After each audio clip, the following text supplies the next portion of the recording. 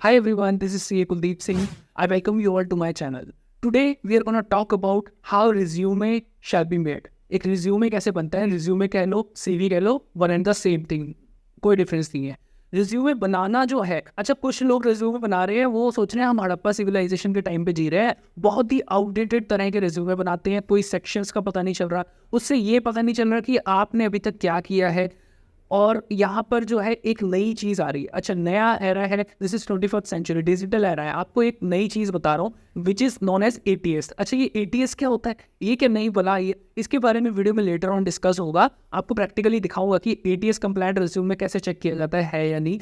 सबसे पहले आपके बारे में बात होगी, कोई भी फ्रेशर्स या experience, I have made resume for both people, और गाइडेंस कर दूंगा कि किसको कैसे चलना है, अपने रिज्यूमे को कैसे बिल्ड करना होता है। कुछ टिप्स एंड ट्रिक्स हैं, सिंपल चीज़ें हैं। पूरी वीडियो देखेंगे तभी समझ आएगी, पूरी वीडियो नहीं देखोगे तो गड़बड़ हो जाएगी। ठीक है, here we should start the video.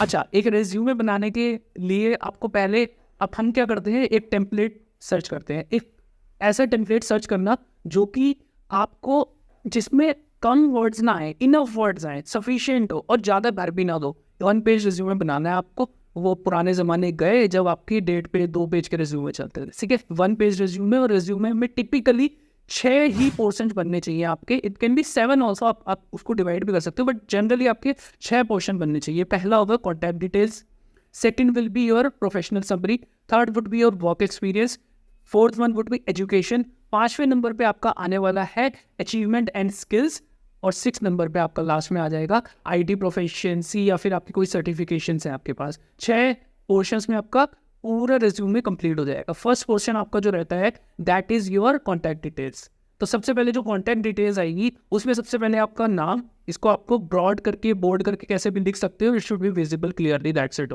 Second, आपको देखना है आपका फ़ोन नंबर वहाँ पे लिखा होना चाहिए, ईमेल एड्रेस आना चाहिए। और चौथी चीज़ जो हर कोई भूल जाते हैं कभी कभी, हम लिंक्डइन प्रोफाइल, दैट्स मस्ट, और वो क्लिकेबल लिंक होना चाहिए कि क्लिक करें और लिंक्डइन प्रोफाइल खुले, ऐसा लिंक डालना होता है। 5वां होगा एड्रेस। एड्रेस में आपको पूरी जन्म पत्री नहीं लिखनी, सिंपल एक क्रिस्प एड्रेस लिखना है, सिर्फ आपको सिटी नेम लिखना है और आपको स्टेट लिखना है, दैट्स इट, काम खत्म। आपकी कॉन्टैक्ट इन्फॉर्मेशन कंप्लीट। इससे ज़्यादा आपको मैरिटल स्टेटस देने की कोई ज़रूरत नहीं है, और आपके father mother name not anywhere relevant, कहीं पे भी रेलिवेंट नहीं है। इसके बाद आपका पहला पोर्शन जब कंप्लीट होता है, second portion comes up is your professional summary. In professional summary you have to show what you are and not what you want to be. क्या कह रहा हूँ मैं कह रहा हूँ कि आपने जो अभी तक किया है वो दिखाना है, ना कि जो आपका करियर का ऑब्जेक्टिव है, जो आप बनना चाहते हो वो नहीं दिखाना है। समझे आप? तो क्योंकि आपका जो रिज्यूमे है उसको देखो, बहुत कम टाइम मिलने वाला है, बहुत कम सेकंड्स के लिए वो फ्लैश होगा किसी के सामने। उसमें अगर आप रेलेवेंट चीज़ें नहीं दिखाओगे ना कि आप क्या हो, फ़र्क नहीं पड़ता। रिक्रूटर जो है वो ना उसको काटने हैं रिज्यूम्स, क्योंकि बहुत सारे रिज्यूम्स आ रहे हैं उनके पास, उनको कट करने हैं। जहाँ गड़बड़ दिखी, जहाँ उनको हाईलाइटेड पॉइंट्स जो हैं वो रिलेटिव नहीं लगे, जॉब डिस्क्रिप्शन में कुछ पॉइंट्स लिखे होते हैं ना, अगर वो मैच नहीं हो रहे हैं आपके रिज्यूमे से, वो हटा देगा वो रिज्यूमे को। तो आपको बहुत केयरफुली यहाँ पे दिखाना पड़ेगा कि मैं क्या हूँ, मैंने ये काम किया हुआ है भाई, आप देखिए इसको। तो वहाँ पे आपको ईयर ऑफ एक्सपीरियंस देना है। एक्सपीरियंस के लिए तो number of years of experience वो डाल देगा, इंडस्ट्रीज़ के बारे में डाल देगा, क्या क्या काम किया वो 2-3 लाइन्स में शॉर्ट में आपको देना है प्रोफेशनल समरी में। लेकिन जो इंटर्नशिप करी हुई है जिन्होंने, जो अभी फ्रेशर्स हैं, वो इंटर्नशिप के बारे में डिटेल डाल सकते हैं वहाँ पे। तो सेकंड सेक्शन यहाँ पे डाल होता है। Third one is your work experience, very important part. Work experience पे आपको ना पूरा फोकस करना है, आधे से ज़्यादा आपका रिज्यूमे कवर करना चाहिए वर्क एक्सपीरियंस से। वर्क एक्सपीरियंस में आपको डालना ये होता है कि आपको इसको प्रेजेंट से पास्ट में जाना होता है। जो आप जॉब प्रेजेंट कर रहे हो, प्रेजेंटली जो जॉब आप कर रहे हो, सबसे पहले उसको लिखो, देन उससे पहले जो करी थी, फिर सबसे पहले जो करी थी, इस तरह से आपको जाना होता है। अच्छा, डालना क्या होता है, आपको यहाँ पे डेजिग्नेशन डालनी होती है, company name for which you work, और आपका ड्यूरेशन एम्प्लॉयमेंट का वहाँ पे डलेगा। फिर उसके बाद मेन पोर्शन आता है कि आपने काम क्या किया है। यहाँ पे जो आप डालने वाले हो उसमें सबसे इंपॉर्टेंट चीज़ का जो आपको ध्यान रखना है ना, आपको वैल्यू एडिशन दिखानी होती है। अगर हमें चार्टर्ड अकाउंटेंट का एग्जांपल लो, कोई CA करा है जिसने, उसने जब अपनी ट्रेनिंग करी होगी या एक्सपीरियंस जब भी जो भी लिया है, उसमें क्लाइंट का कुछ ना कुछ उसने ऑब्जर्वेशन रही होगी, कोई सिस्टम जो होगा जिसमें उसने इनपुट्स दिए होंगे, आपको वो लिखना है कि मैंने इनपुट्स दिया और उसके बाद चीज़ें ठीक हुई। Value addition is something which is sought by everyone. आप रेगुलर काम तो कोई भी कर सकता है, दैट्स अ क्लैरिकल जॉब। कोई वैल्यू एडिशन कर रहा है, अगर कोई कुछ सिस्टम्स में चेंज के बारे में बता रहा है, तो उस आदमी की, उस पर्सन की जो वैल्यू है वो और अपने आप बढ़ती है। ठीक है, यहाँ पे आपको वर्क एक्सपीरियंस पोर्शन जो है वो भी कंप्लीट होता है। इसके बाद आता है एजुकेशन। एजुकेशन पे तो आपको सबसे पहले अपनी लिखनी है highest qualification, then other qualifications. ज़्यादा इसमें डिटेल डालने की ज़रूरत नहीं है, सिंपल चीज़ है। उसके बाद इम्पॉर्टेंट है स्किल्स एंड अचीवमेंट्स। जो भी आपके पास स्किल्स है related to the job which you are targeting, वो स्किल्स वहाँ पे लिखो। वहाँ पे जो भी रिक्वायरमेंट्स होती है वो स्किल्स वहाँ पे आपको लिखनी है। जो भी आपकी कुछ अचीवमेंट्स होंगी अपने एक्सपीरियंस में अभी तक की, वो अचीवमेंट्स वहाँ पे हाईलाइट करनी है आपको। और लास्ट में आपकी आ जाती है आईटी प्रोफिशिएंसी, या फिर जिसको बोल सकते हैं आपके पास अगर कोई सर्टिफिकेशंस लिए हैं आपने, वो सारी डिटेल्स आप, मतलब जितना आप पे स्पेस है, देखो सिंगल पेज रिज्यूमे बनाना है, बहुत बड़ा नहीं करना है, तो शॉर्ट में ही आपको सब कुछ डालना पड़ता है। तो लास्ट में आपको कोई सर्टिफिकेशन आपने गेन करा है, नहीं गेन करा है तो you can gain that. Free में भी बहुत सर्टिफिकेशन अवेलेबल होते हैं, मैं उसके लिए एक अलग वीडियो भी बना दूंगा। आपके पास जो एग्जाम से आपके इंटरव्यू शेड्यूल होने तक की जो डेट होती है उसके बीच में बहुत टाइम होता है, तब तक आप ये सर्टिफिकेशंस भी ले सकते हो। ओके, तो this way your resume will complete. ये सारी चीज़ों को आप ध्यान रखोगे, एक बहुत बढ़िया रिज्यूमे बन के आपके पास आपके सामने आ जाएगा। अब मैं आपको स्क्रीन पे लेके चलता हूँ, जिसमें आपको बताता हूँ कि एटीएस वाला रिज्यूम क्या होता है, एटीएस कंप्लायंट रिज्यूम क्या होता है। एटीएस का मतलब पहले आपको मैं बता देता हूँ कि एटीएस का मतलब होता है जो आपका ये एक ट्रैकिंग सिस्टम है।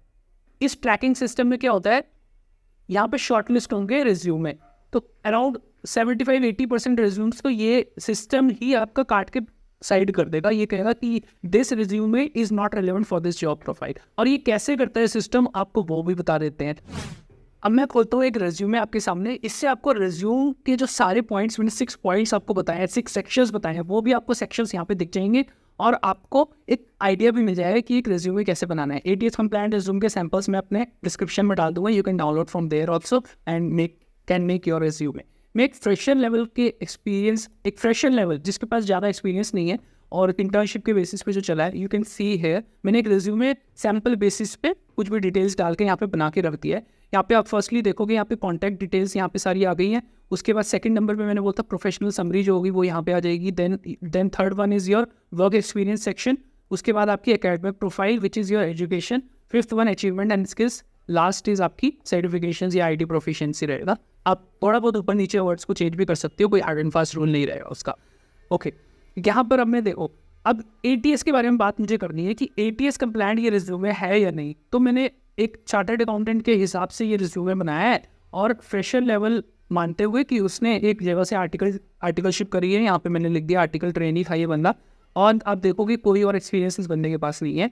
अब मेरे को चेक करना है कि whether this resume is ATS compliant और नॉट। अब कैसे होता है that I am gonna tell you here. मैं कोई भी ऑनलाइन जाता हूँ, जैसे किसी भी वेबसाइट पे जाऊँ, मैं किसी भी कंपनी की एक ओपनिंग देखता हूँ जो फ्रेशर लेवल पे होती है, तो चूज़ कर लेते हैं EY करियर्स को। EY कैसे डालें, EY इंडिया करियर्स, यहाँ पे मैंने डाल दी EY इंडिया करियर्स। तो यहाँ पर मैं गया जॉब सर्च में, आपके सामने करूँगा, you because you also have to do this, तो I am showing this to you. कोई भी मैं यहाँ पे ऑडिट की प्रोफाइल खोल लेता हूँ, यहाँ पर सर्च कर लेते हैं स्टैट्यूटरी ऑडिट। ठीक है, यहाँ पे सर्च करा, एक प्रोफाइल खोलेंगे। एग्जीक्यूटिव लेवल हो जाता है, जो होता है आपका एंट्री लेवल होता है, जिसमें सिर्फ इंटर्नशिप आपने करी होती है, से क्वालिफाई होता है, आपके पास डिग्री होती है, उसके बेसिस पे ये एग्जीक्यूटिव पोजीशन आ जाती है। अच्छा, अब आपके पास ये रहा जेडी किसको बोलते हैं, जॉब डिस्क्रिप्शन को शॉर्ट में जेडी बोल देते हैं। अब ये जॉब डिस्क्रिप्शन जो है, इसके अकॉर्डिंग मेरा जो रिज्यूमे बना है, we need to compare both the things. Manually करेंगे, गोना टेक टाइम, सिस्टम से करेंगे परफेक्टली बताएगा, आपकी कमियां भी बता देगा वो। तो यहाँ पे चलते हैं, सीधा आपको कुछ नहीं लिखना, नेट पे जाना है, आपको लिखना है ATS resume, that's it, ATS resume. आपके पास जो वेबसाइट खुलेगी उस पर जाओ सीधा और थोड़ा सा वेट करो। ये कह रहा है लॉगिन करने के लिए, लेट्स लॉगिन। थोड़ा सा it's gonna take time, not much. Create account कर लो, यहाँ पे कोई भी ईमेल डाल सकते हो आप, अमन 67 @gmail, कुछ भी ईमेल डाल दो। और पासवर्ड डाल दिया।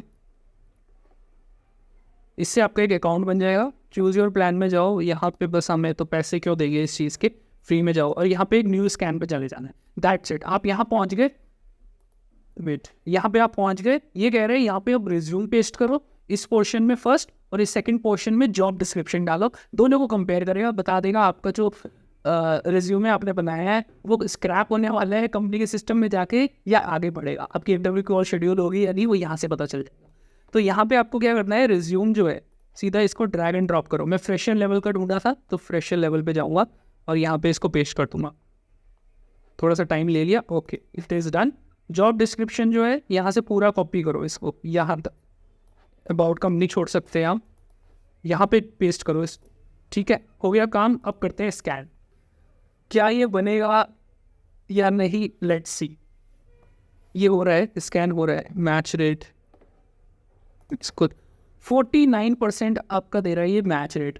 तो आई वुड से देखो यहाँ पर ये कहेगा कि आपको कहीं ना कहीं ये लिखेगा कि कितना परसेंटेज सजेस्टेड है, मुझे अभी दिख नहीं रहा, बट ये बहुत ज़्यादा परसेंटेज देता है, मैंने देखा है 75-80% कहेगा कि it should match. But I would say आपको 50% तो मिलाना ही चाहिए। ये जो मैंने रिज्यूम बनाया अब ये गलत हो गया, ये पहले ही कट के साइड हो जाएगा, ये 50% तक ही पहुंचा है। जॉब रिक्वायरमेंट्स का 50% कर लेता तो मैं इसको मान लेता कि हाँ ये काम ठीक है। अब ना ये कुछ सजेशंस भी देता है कि आपने क्या गलतियाँ करी। तो अगर मैं यहाँ पे देखूँ, यहाँ पे क्रॉस दिख रहा है आपको, और ये कह रहा है जॉब डिस्क्रिप्शन में एक वर्ड है कंट्रोल सिस्टम्स, वो आपने अपने रिज्यूमे में नहीं डाला है। और ये एक और कहता है नेगोशिएशन स्किल्स भी आपने नहीं डाला रिज्यूमे में। ये एक और चीज़ कहता है जीआर रिकॉग्निशन वर्ड भी नहीं डाला आपने रिज्यूमे में। ये वर्ड्स जैसे आप पुट इन करोगे अपने रिज्यूमे में, आपका जो है ATS स्कोर बढ़ेगा। तो मैं एक बार ट्राई करता हूँ कि ये मेरी जॉब रिक्वायरमेंट्स, मेरा जॉब डिस्क्रिप्शन है, यहाँ पर इसने पहले बोला है कि कंट्रोल सिस्टम्स नहीं डाला। आई नीड टू स्पॉट की कंट्रोल सिस्टम लिखा कहाँ हुआ है, और मुझे ये मिल भी गया, identify improvements to control system and procedures. मैं क्या करूँगा, ये अपने यहाँ पे गया वर्क समरी में ऐसी एक लाइन यहाँ पर डाल दी, इसका फॉर्मेट भी ख़राब ना हो इसलिए मैंने यहाँ पर एक लाइन डाल दी, improvements in control system and procedures. आप इसको ढंग से करेंगे, ये नहीं कि कहीं पर कुछ भी चिपका दे, लैंग्वेज मैच होना चाहिए। मैं I am just telling you कि कैसे आपका रिज्यूमे जो है मैच ATS के अकॉर्डिंग बनेगा। बार बार आपको चेक करना पड़ेगा और एक परफेक्ट रिज्यूमे बनाने के लिए ऐसे ही काम करना पड़ेगा। एक दूसरा है, किसने बोला था नेगोशिएशन स्किल्स, यहाँ पे आपकी दिख नहीं रही है, तो मुझे वो पैरा ढूंढने के लिए क्या स्पेलिंग होती है, ये रहा, ये मिल गया। ये लाइन आपको और डालनी पड़ेगी, नहीं मतलब डायरेक्टली नहीं डालनी है आपको थोड़ा सा प्ले करना पड़ता है यहाँ पे स्मार्टली। जैसे मान लो supposingly I put it this line here. अब देखते हैं हमारा रेज्यूमे ATS कंप्लाइंट है या नहीं। मैंने सेव कर दिया इसको और अब जाते हैं इसको रीस्कैन करते हैं। अपलोड एंड रीस्कैन पे मैंने क्लिक करा, ये जो पुराना वाला मेरा रेज्यूमे था इसको करा मैंने डिलीट, और अब ये इसी को ड्रैग एंड ड्रॉप ही कर देता हूँ। फ्रेशर लेवल कह रहा है ये, यहाँ पे जाना है, इसी को ड्रैग एंड ड्रॉप यहाँ किया। अब ये मेरे को दे रहा है नया वाला रेज्यूमे जिसमें मैंने वो लाइन पुट इन कर ली जो इसने सजेस्ट करी थी। फिर से रीस्कैन करेंगे, देखते हैं क्या आता है। इस बार मुझे लगता है कि आ जाना चाहिए अबाउट 50%। मेरा टारगेट वही है कि 50% बस ये चला जाए। क्या ये जाएगा? 66% इट मैच्ड, 66% मैच कर गया। आपका जो रेज्यूमे है, सिस्टम जो है आपको उसको स्क्रैप नहीं करने वाला। This shows this. अच्छा, ये और बढ़िया एनालिसिस भी देता है। ये स्किल्स पे आप क्लिक करोगे तो ये कहेगा कुछ स्किल्स आपने नहीं डाली है, जैसे अकाउंटेंसी लिखा होगा आपके जॉब डिस्क्रिप्शन में, आपने अपने रिज्यूमे में नहीं डाला, कोई बात नहीं। मोर और लेस आपको ध्यान जिन चीज़ों का रखना है वो ये है कि आप की वर्ड्स को पकड़े इस तरह से। It is very simple to check ATS score of your resume. यहाँ पर आपको कुछ चीज़ों का जो मैंने ध्यान रखना था आपको 6 सेक्शन रखने हैं अपने रिज्यूमे में। You can see this resume here. यहाँ पे बहुत मैंने, ये थोड़ा सा आपको लग रहा होगा आउटडेटेड सा फॉर्मेट है, इसको आप और भी मेरे पास फॉर्मेट्स जो हैं उनमें लगा सकते हो। जैसे मैं ये टेम्पलेट ओपन करूँ, दिस टेम्पलेट यू कैन सी काफ़ी अट्रैक्टिव लग रहा है ना, तो इस फॉर्मेट में भी बना सकते हो। बस आप ये इंश्योर कर लेना कि वो जो आपके वो सारे पोर्शंस कवर हो रहे हैं या नहीं हो रहे। वो पोर्शंस कवर होना दैट्स अ नेसेसरी थिंग, ठीक है। तो this way you have to make your resume. कोई भी कंफ्यूजन होती है, कोई भी डाउट होता है, कमेंट बॉक्स में आपने पूछना है। रिज्यूमे बनाना है बेस्ट तरीके का, फॉर्मेटिंग का भी ध्यान रखना है, फॉर्मेट्स ख़राब नहीं होने चाहिए। फॉर्मेटिंग जो है आपको एक प्रोफेशनल लुक देता है आपके रिज्यूमे को, ठीक है। आपका यहाँ पे एक रिज्यूमे जब बन के रेडी हो जाए, आपको ATS स्कोर जब आपका चेक हो जाए, then you can shoot mail to HR। एक एडिशनल टिप आपको दूँ, अब जब आप HR को मेल कर रहे हो ना, तो उसमें आपको कुछ चीज़ें डालनी होती है उस मेल के अंदर ही जिसमें HR इंटरेस्टेड होता है, ठीक है। उसको कवर लेटर भी बोलते हैं। मेल कोई अलग लेटर नहीं बनाना, आपको मेल पे ही, मेल की बॉडी में ही क्या लिखना है, उन चीज़ों में आपको एक तो वर्क एक्सपीरियंस लिख दो आप, और आप एक लिख दो नोटिस पीरियड। इन चीज़ों में HR बहुत इंटरेस्टेड होता है। और अगर स्पेसिफिकली आपको पता है कि HR को ही आप फॉरवर्ड कर रहे हो, तो करंट सैलरी और एक्सपेक्टेड सैलरी भी डाल सकते हो, क्योंकि इसमें बहुत इंटरेस्ट रहता है। ये करंट सैलरी और एक्सपेक्टेड सैलरी फ्रेशर्स को डालने की ज़रूरत थी। फ्रेशर्स को तो जो जॉब मिले वो लेनी होती है उनको। उनका पैकेज फिक्स्ड होता है, नेगोशिएशन फ्रेशर लेवल पे नहीं चलती। तो आपके एक्सपेक्टेशंस और करंट सैलरी ये मैटर नहीं करती, आपको नहीं डालना है। तो क्या चीज़ का ध्यान रखना है, कवर लेटर पे मेल की जो बॉडी है उसमें आपको वर्क एक्सपीरियंस डालना है अपना, और आपको डालना है शॉर्ट में बहुत ज़्यादा डिटेल नहीं। मेल की बॉडी 2-3 पैराग्राफ का छोटा छोटा आपको लिखना होता है, दैट्स इट। उसमें बहुत ज़्यादा कोई कथा कहानी नहीं लिखनी, क्योंकि आपके रिज्यूम में है सारी डिटेल।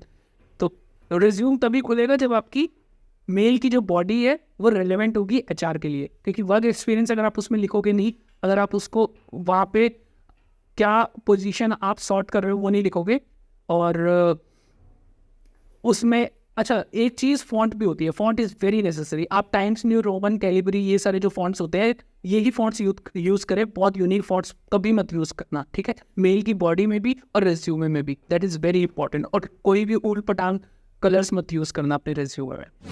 इन चीज़ों पर ध्यान रखोगे, एक बहुत बढ़िया रिज्यूमे आपका बन के आएगा। I hope this video was very helpful for you. अगर कोई भी कंफ्यूजन हो, ask me in the comment section. कोई भी डाउट हो, I am here for you, I will resolve your doubts. और स्किल्स के लिए आप देखते रहो, कुछ ना कुछ वैल्यू एडिशन अपने हमेशा करते रहना चाहिए। एक डिग्री लेने के बाद काम खत्म नहीं, अपने आप को रेगुलरली इंप्रूव भी करना है, ठीक है। This way this video is ended. Thank you very much guys for watching the video.